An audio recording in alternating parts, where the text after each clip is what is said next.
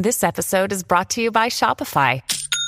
Forget the frustration of picking commerce platforms when you switch your business to Shopify, the global commerce platform that supercharges your selling wherever you sell. With Shopify, you'll harness the same intuitive features, trusted apps, and powerful analytics used by the world's leading brands. Sign up today for your $1 per month trial period at shopify.com/tech, all lowercase. That's shopify.com/tech.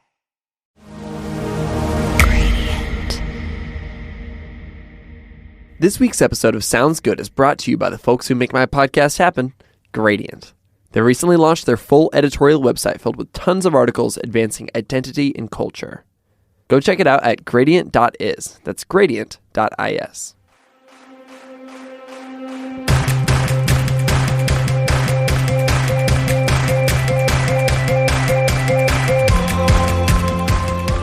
Hello, everyone. Brandon Harvey here. Welcome to this week's episode of Sounds Good, the podcast where every single Monday I sit down with an inspiring person and talk about happiness, overcoming struggles, and living a life of intentionality and adventure. This week I'm in the studio in Nashville, Tennessee, sitting across from one of my heroes, Jeremy Cowart. If Jeremy's name sounds familiar, it might be because he recently shared his life story in the form of a 25-minute video, and more than 2 million people have watched it. Jeremy is a celebrity photographer working with some of the biggest names in the world. I just scrolled through his website really quick and came out with this list. Okay, get ready. Yo-Yo Ma, Iron and Wine, Hayden Panettiere, Kelly Clarkson, Need to Breathe, Brandi Carlile, Imogen Heap, Britney Spears, The Civil Wars, Brad Paisley, Meta World Peace, Taylor Swift, Darius Rucker, Zachary Levi, Joel McHale, and the Kardashians. Nuts. Absolutely crazy. I first liked Jeremy for his incredible photography abilities, but quickly came to admire him for the impact that he chose to make around the world, using his platform, talents, and passions. He started a nonprofit called Help Portrait, worked with genocide survivors in Rwanda, and gave a voice to Haitians in the aftermath of the 2010 earthquake. On top of that, Jeremy is an incredibly humble, generous, and hopeful person. And we'll be getting into all of this in the show, so let's jump straight into things.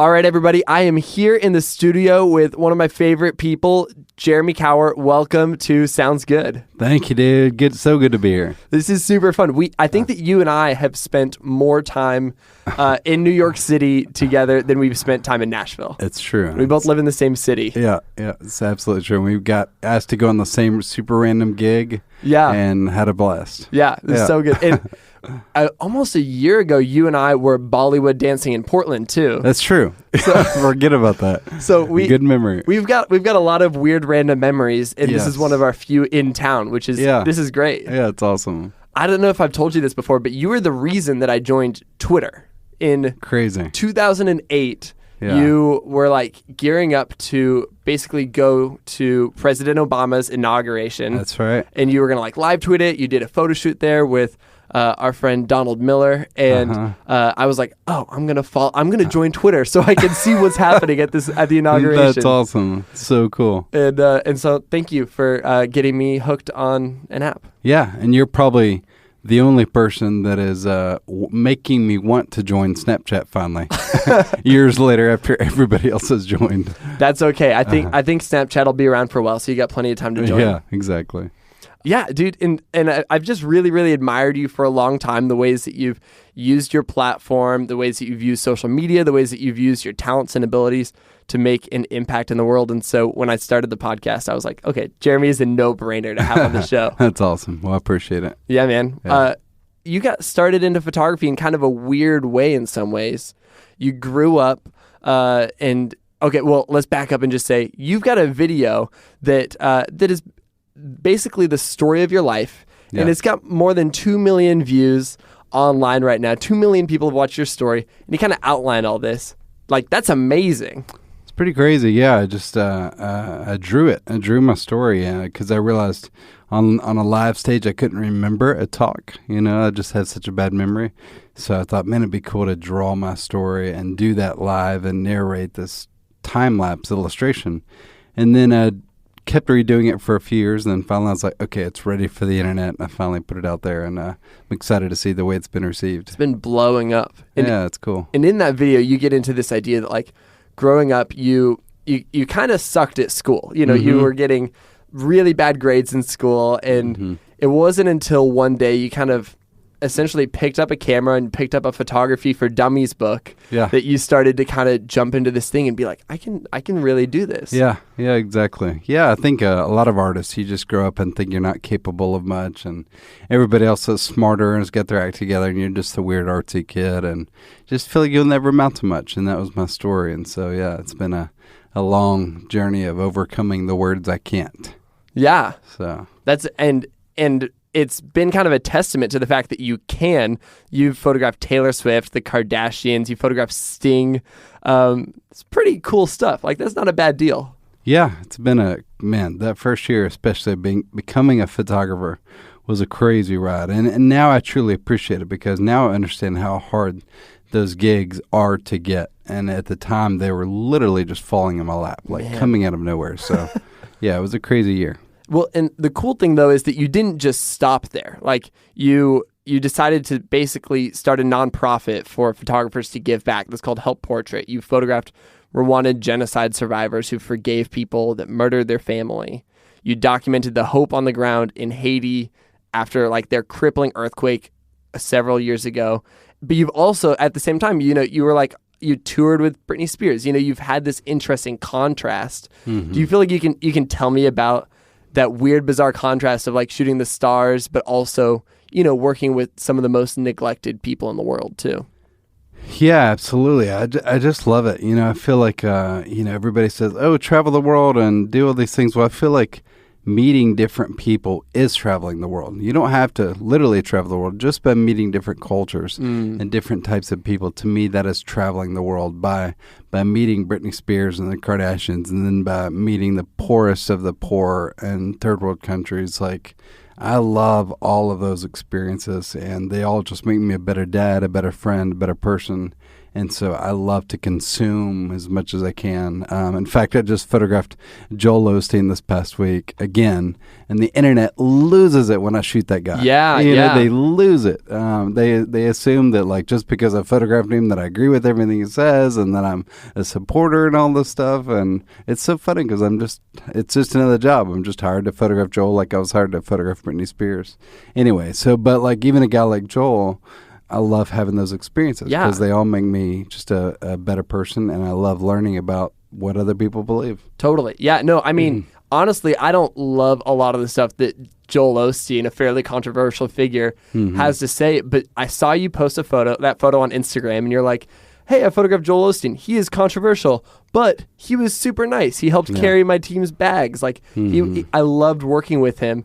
And that's my favorite stuff. My favorite people are the people who are willing to be challenged. They're willing to put their mind in a different place and be like, okay, like, what is beautiful about this thing that I maybe don't agree with? Right. And you do that really, really well. Well, thanks. Yeah, I love always, so people kept saying, yeah, he's, he might be nice, but he does all these terrible things. Like, what a terrible way to look at life. Yeah. Like, I hope nobody is looking at me and says, his photos might be nice, but he's got all this negative stuff. Totally. Like, that's just a terrible lens to look at people through. So I just choose to stop at the positive. He's nice. I had a great experience with him. Exactly. Enough said. I think that the moment that I really knew that I loved your work was when you went to Haiti. Haiti had this terrible earthquake, and all these news reports were basically saying there's no hope in Haiti. Haiti is just like really, really dark right now. There were just all these news reports of all the brokenness, all the death, all the pain. And you basically say, I think that there's more to it. And you showed up on the ground and you started to document that. Yeah, just was watching CNN and all the reports, and everybody, it was just all statistics. It didn't feel like to me anybody was really interviewing the people to really get their thoughts. I just had this overwhelm. This is when Twitter was still fairly new, and it certainly wasn't a big thing in third world countries. And so I was like, man, what if those people could tweet right now? Like, what would they be saying?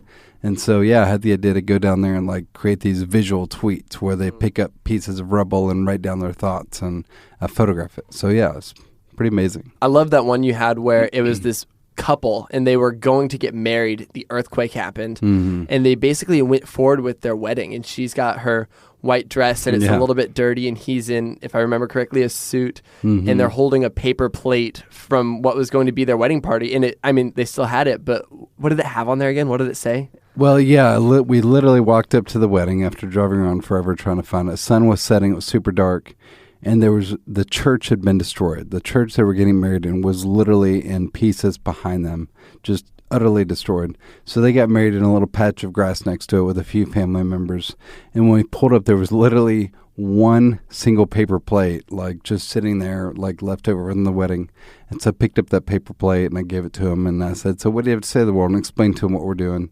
And they ended up writing on that paper plate, like, love conquers all. Whoa. And in that moment, in the midst of dead body, like you could literally smell death. There were dead bodies still laying everywhere and everything was destroyed.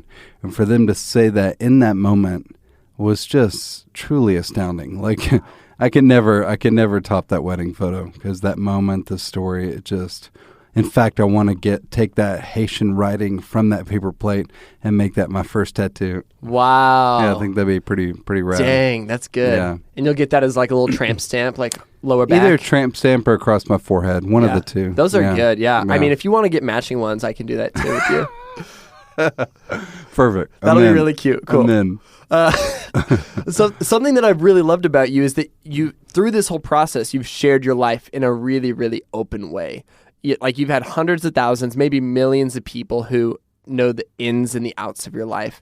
They know about your process of working for years to adopt your 2 kids from Haiti. They know about your brother passing away a little bit more than a year ago, and kind of the process of grieving through that. They've seen your dreams. They've seen your projects, your campaigns. Like, what has been your philosophy? Like, why have you decided to share things so openly? I think you do that better than anybody else I've seen.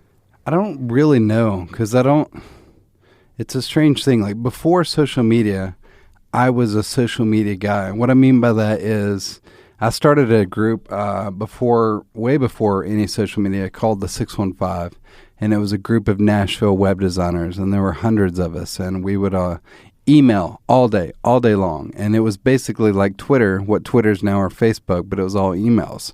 And then I started a group of a bunch of Nashville people. I'm embarrassed to say this because we came up with the name mocking ourselves, called the Peeps. Like, we were totally kidding, but somehow it just caught. And so I was the creator of that little group. So I've always been basically a herder. I love to herd people. I love community. I love bringing people together. And even in high school, I was that guy, just to get people together.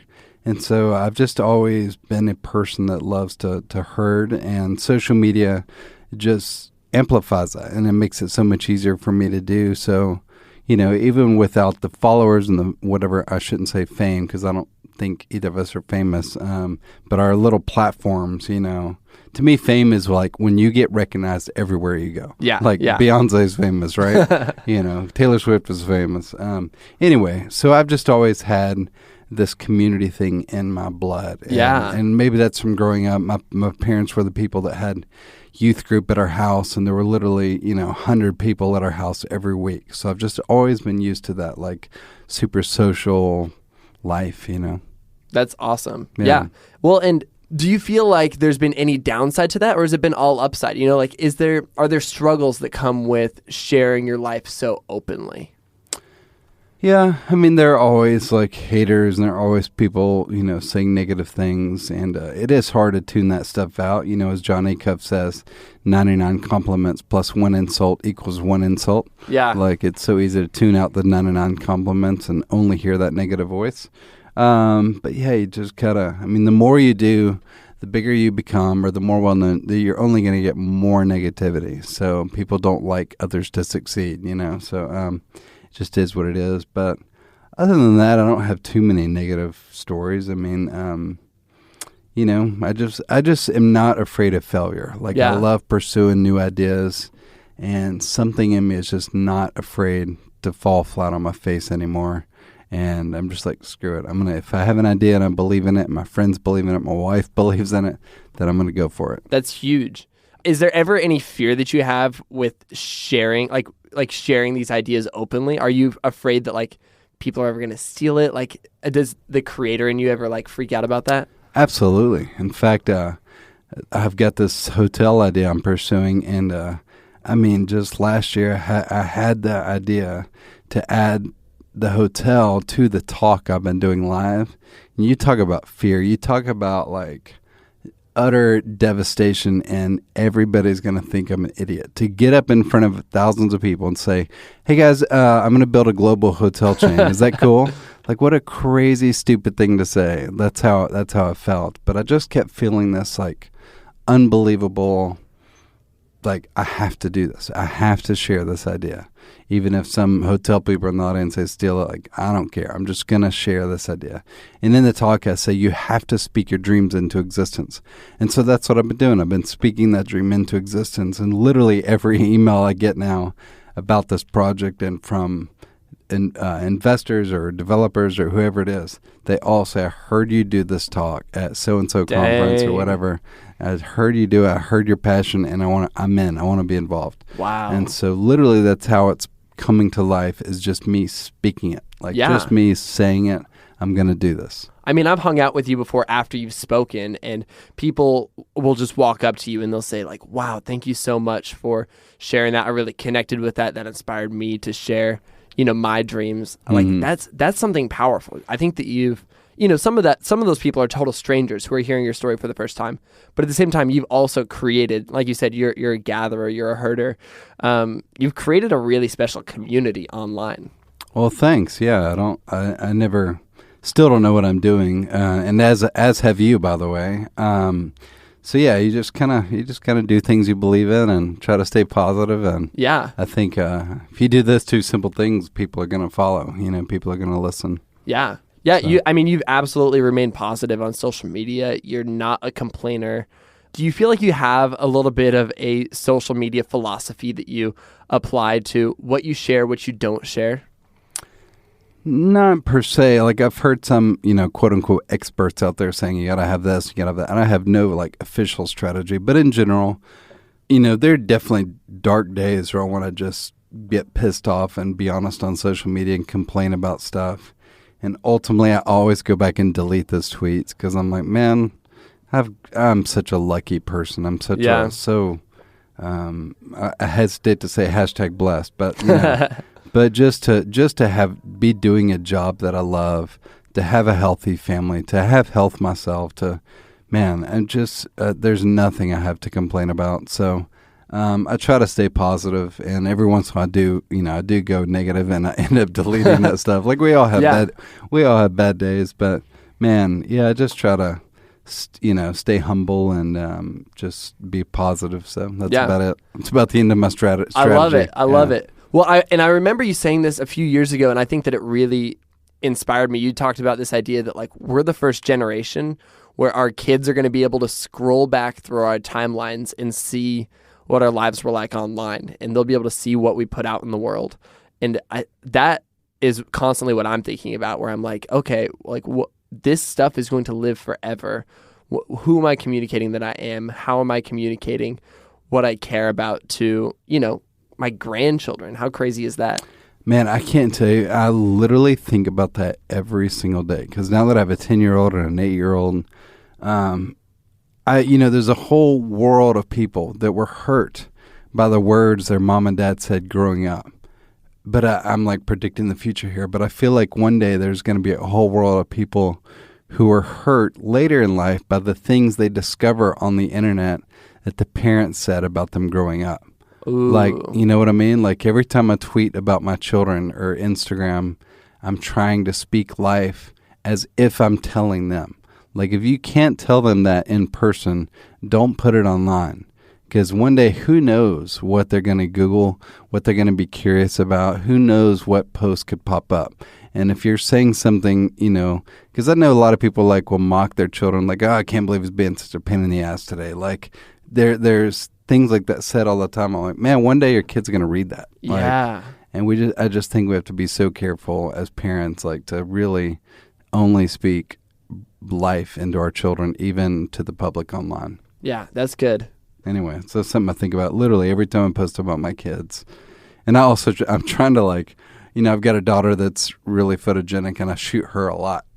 But I'm realizing, like, man, I got to, like, even post about my kids evenly. So one day, like, my children don't think, oh, he loved, my sister more than he loved me. And that's, of course, not the truth. Yeah. I love all my children equally. But, just things you think about as a parent. Man, that's fascinating. And, okay, yeah, so you've got 2 biological kids, but you just adopted 2 kids from Haiti. You described that as one of, like, that whole process of adoption and kind of bringing them to the States as one of the most difficult but most rewarding things you've ever done. Like, break that down for me. Yeah, it couldn't be a more true statement. Like, it is the most rewarding because you're taking 2 people who just didn't have families and were going to live a very, very, very hard life in Haiti, and you're giving them a new family, you're giving them loving parents and loving siblings, but you're also getting your butt kicked. I mean, it is, it's hard to talk about it honestly because I would never want to talk anybody out of adoption. Yeah. But the truth is it's hard. I mean, the truth is it's it can be brutally hard. And for us, it's been good because our daughter's been a really smooth transition and really easy, and our son's been really difficult. And if it had just been our daughter, we'd be like, oh, adoption's so easy and great. Everybody go adopt. And we had nothing bad to say. And if it had just been our son, we'd say, oh, it's terrible. It's so hard. Don't ever adopt. But because we have both experiences, it just means that every child truly is different. Like every soul is so different. Every background, what they go through as children is so different. And but man, yeah, I say it's brutal because it's brutal and it's beautiful. So, but yeah, it's just one day at a time. You're just trying to keep pouring life in these kids, and I now understand grace more than I've ever understood that word because it is. You just constantly reminding myself to forgive.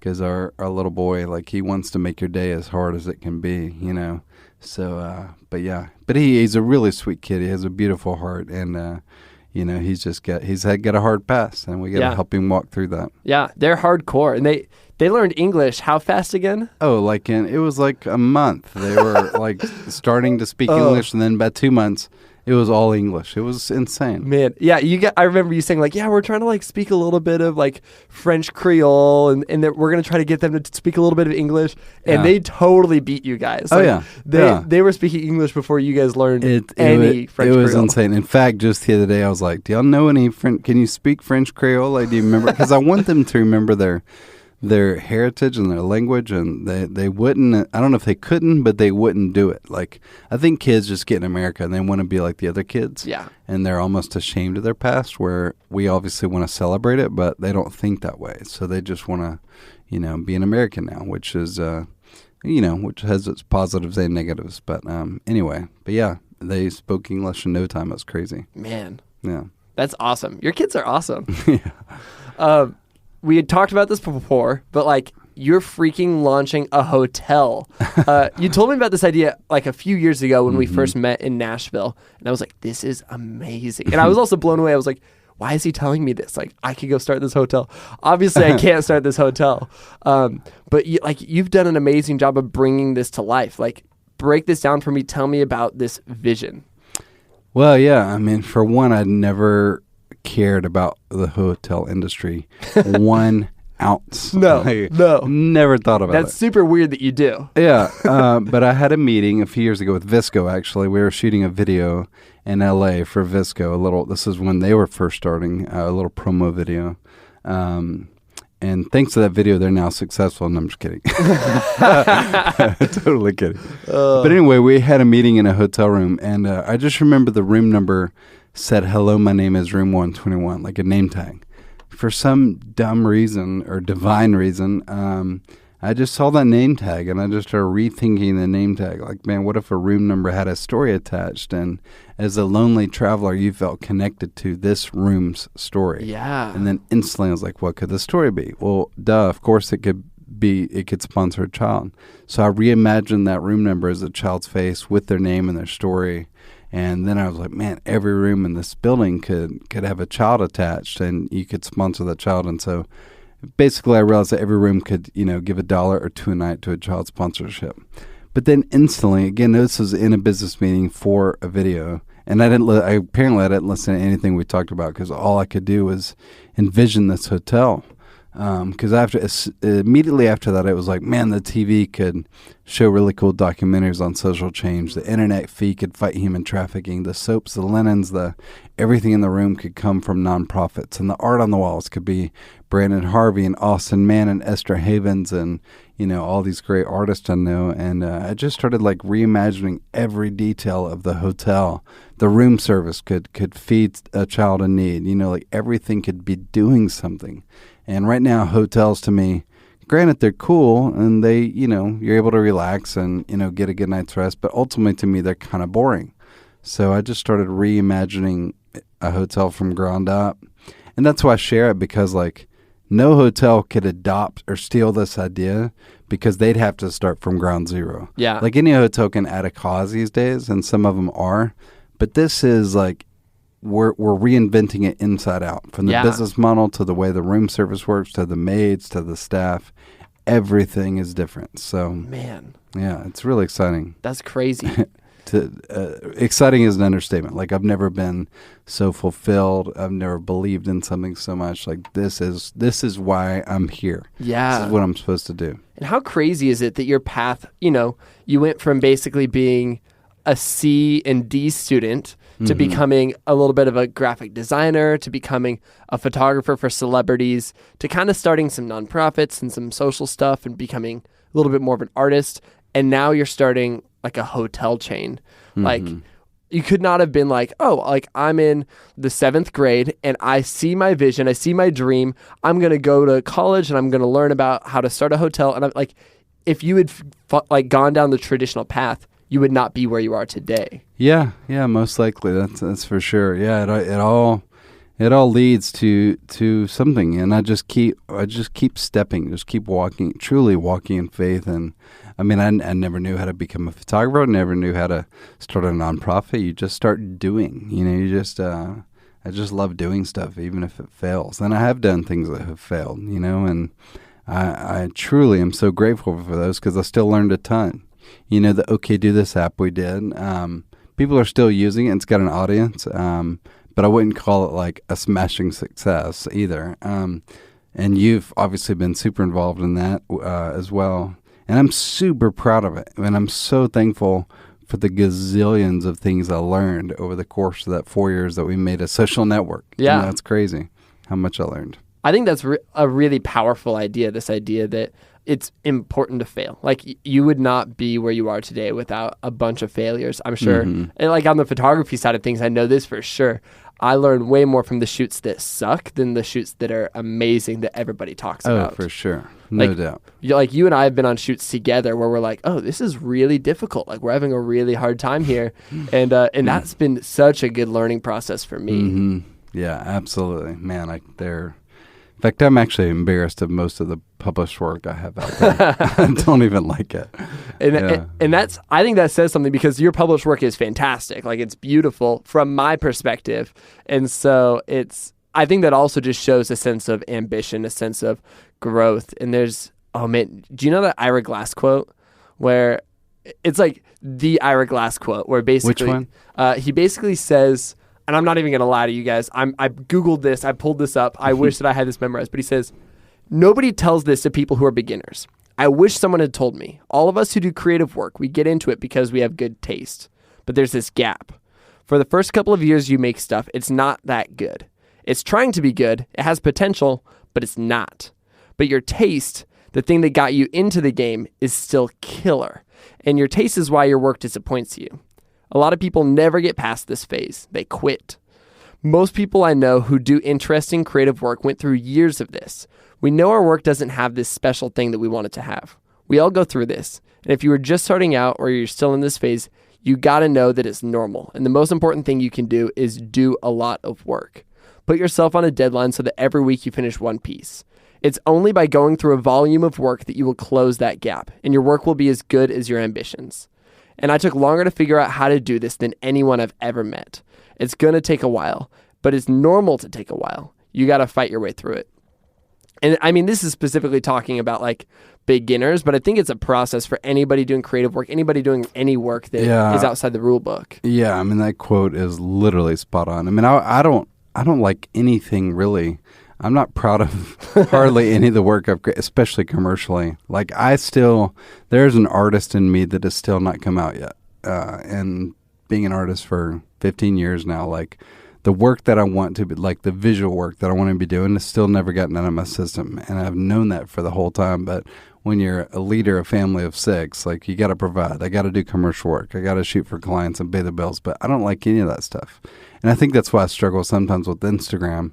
Is because, number one, I have to wait till the work gets published. And then by the time the client has chosen the worst image from that shoot and put that on the album cover, I don't even like it. So I don't share stuff, you know? But really, though, with the hotel, like my long-term goal is to get back to being a visual artist and to be doing these multimedia projects with kids and people in need, turning that into the abstract work that's in me and putting that in the hotel. Like I will forever be a visual artist, and I'll be okay if I don't ever create for a client again. Nothing against my clients. I'm deeply thankful for client work. In fact, I get to shoot such dream gigs, especially here lately. So I'm always grateful, but at the same time, I know that ultimately I am truly an artist who needs to be doing personal work. It's just hard when you have a family and you know, life happens. Yeah, I mean, that's something I've always admired about you is you've done a really good job of, you know, being an artist, but taking care of your family first and prioritizing them and not just living this dream ideal lifestyle where you quit everything and you move to the middle of nowhere and you like paint all day. Like, that's just not the long-term solution. And it's hard too when your kids get older and their lives are, you know, they have their best friends and their community. And so you can't like, I don't know, for me, I can't be that selfish, like, oh, I'm just going to uproot from my art. And I guess I could, but I don't know. My kids they so love their little world and their friends that I want to support that as much as I can. So that's awesome. Yeah. Now's the point in the show where like I love to ask a few questions that I love to ask. So that was redundant, but let's get into it. Here's one of those questions that I love to ask. The first question I would love to ask is, how would you describe the kind of person that you most admire in the world? It's a great question. I mean, obviously creative. I'm trying to think of all the people. I mean, it's going to be a lot of the things we just talked about, but people who still love their families first, people that are humble, people that are genuine, people that are, you know. Yesterday I heard that Prince has 39 unreleased studio records. Oh my gosh. And 20,000 unreleased songs. No way. I'm so fascinated by that. And the reason I'm getting to that is because, like, I've never necessarily been a Prince fan. I mean, there are a couple songs of his hits that I enjoyed. But I'm fascinated by people that are that prolific and that creative and that so tuned into their art. But I never want to be so tuned into my art that I'm putting my family and faith aside. Like, there has to be a balance. And I definitely admire the people who are figuring that out. You know, because all the great artists you ever hear about, that always seems like, yeah, they're amazing artists, but man, their family suffered. Like I recently heard an interview with Picasso's granddaughter, and she had nothing but terrible things to say about Picasso. You know, it kind of hurt. It was like, man, what a great artist, but so sad that he, you know. And so, I don't know. I just love artists that figure out the balance of work and life, and that live a good life and a healthy life, and that, you know, are faithful. I get asked a lot about what am I most proud of, and honestly, I'm most proud of like a 100% faithful marriage, like 17 years of, I mean, my wife and I, serious, I'm not just being cheesy here, but we love each other more now than we ever have. Like, we're truly best friends, and we've spent more than half of our lives together now. It's crazy. And I have an amazing marriage, and I'm more proud of that and my commitment to my wife than I am any other thing I've ever done. Yeah. There's no doubt. I love that. That's something I've also always admired about you. I recently read, I guess it was a few years ago, I read the Steve Jobs biography, and I was so fascinated by Steve Jobs. I thought he was fantastic. Mm-hmm. And at the end of the book, I kind of came to this conclusion that we all get to choose our own legacy. Like, if you put in the work and you put in the grind, like, you can be known for whatever you want to be known for. And I think Steve Jobs chose for his legacy to be this company he started. But unfortunately, it created, failed relationships in his life between him and his daughter and him and different love interests and his friendships.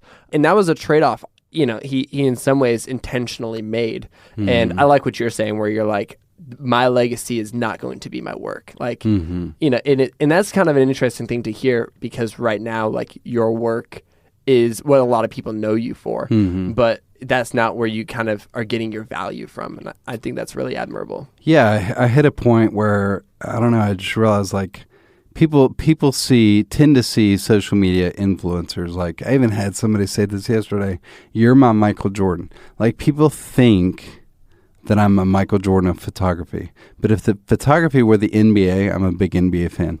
Like, I wouldn't even be on the all-star team. I wouldn't even be a starter probably for any of the NBA teams. Like, the real rock star photographers are shooting every day, and they don't have time for social media. Like, I can tell you who the real rock stars are in photography, and it's not me.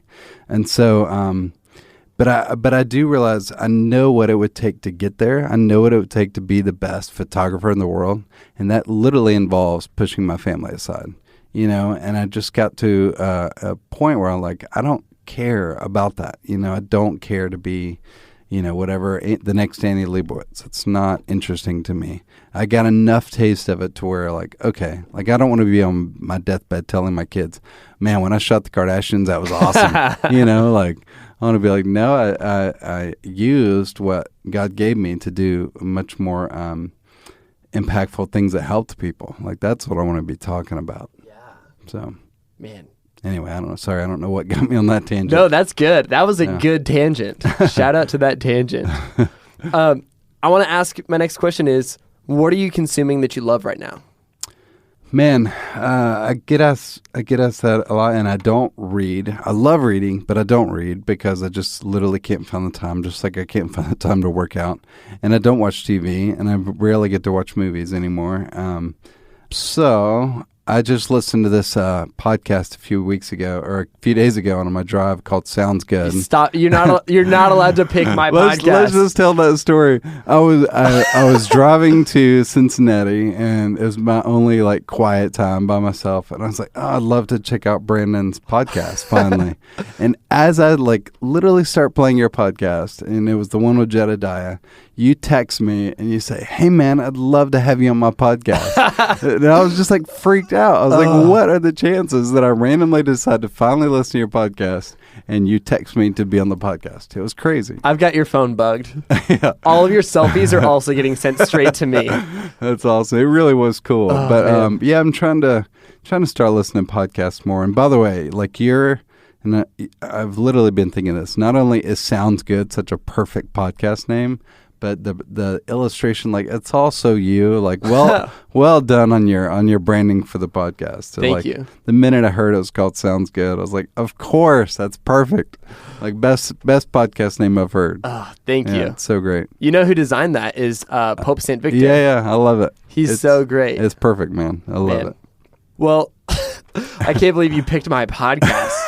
That's just embarrassing now. That's true. Like, that's literally the last thing I was like consuming as media was your podcast. You and Michael Hyatt and Jeff Walker and gosh, who else? I listen to some of Donald Miller's, listen to some Dave Ramsey, all our fellow Nashville people, just trying to learn about, because I've never been a podcast guy. So just recently I've started trying to dive into some of them. That's good. Yeah, I find that they're great for traveling.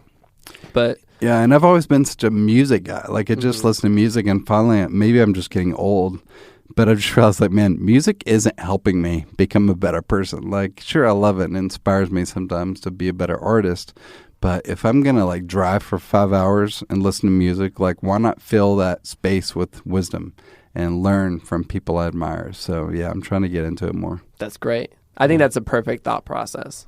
Yeah. My last question that I want to ask you is, okay, you've done all these things, and I feel like a lot of people want to live a Jeremy Cowart life in some ways, but they probably just wouldn't know where to start. And obviously, they're not trying to live a Jeremy Cowart life. They're trying to live their own life the best that they possibly can. Right. But what would you say is like a great first step for somebody right here, right now, today? Yeah, I mean, that's obviously a huge, huge question. But I would just say, man, let go of the fear. Like, let go of the fear. Like, if you got a dream, you got to start talking about it. You got to start speaking it. That's all I do. I wasn't born with, talent and ideas and vision. In fact, I remember at the age of 28 years old telling a hero of mine, because he was talking about how many ideas he had, ideas for days. And I just remember in that moment thinking, I will never be you. I don't have any ideas. I've never been an idea person. I will never be you. And that was literally 10 years ago. And here I am 10 years later, and I am in his exact seat. I have so many ideas now. Like, literally, I can't keep up with my own ideas. And I don't say that to sound like some genius or whatever. I say that to say that if I can get to this place, then anybody can. Because it's all about momentum, right? It's all like once you take that first step, you're like, oh, that was easy. I'm going to take the second step. Oh, that was really easy. Let me take this third. And that's just been it for me. It's just momentum, just speaking my ideas, start talking to friends, connecting. Can you help me? Can you help me finding the right team members, knowing your strengths, but more importantly, really knowing your weaknesses. Like, I am keenly aware of all the things I suck at, and I'm really good at finding the people that are good at the things that I suck at, and I build teams. And I'd be nowhere without my business manager and Kyle Chowning, who helps me with so much. And I just find people to fill in the gaps, and we just start walking. Dude, that's so amazing. I love that. Let go of fear, know your strengths, know your weaknesses. That's great. Jeremy, if people want to find out more about the Purpose Hotel, and if they want to find out more about your work and your social media, and where can people find you? Yeah, I'm at Jeremy Cowart on all the social networks. I have about, I think, 2 followers on Snapchat, so definitely go find me there. You can be my lucky third. I'm just kidding. I don't use Snapchat. Maybe I will soon with Brandon's help. I'll talk him into it, you guys. Yeah. At Jeremy Cowart, jeremycowart.com, cuniversity.com, hopeportrait.com. But I think this will be live during our Kickstarter, so thepurposehotel.com. I don't know what the Kickstarter address will be yet, but definitely go search us out. I have no doubt I'll be tweeting it. Yeah, we are literally trying to change the world with that project. I'm really pumped. Dude, so good. Awesome. Well, Jeremy, thank you so much for being on the show. I've admired you for so long, and I'm so glad that I get to share about all the things that I love about you on this show. Ditto, man. I'm seriously an admirer. I love all that you're doing, speaking such positivity into people's lives. I know you have a massive audience on Snapchat and Instagram, and it's so cool to see someone like you doing what you're doing, and I'm seriously always inspired, so keep it up. Dude, thanks so much, man. All right, man. See ya. All right.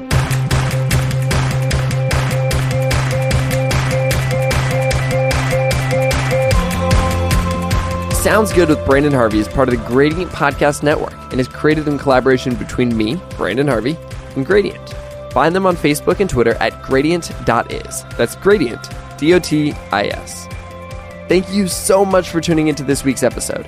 If you enjoyed the conversation, make sure you hit subscribe so that new conversations with incredible people pop up on your phone as soon as they're live.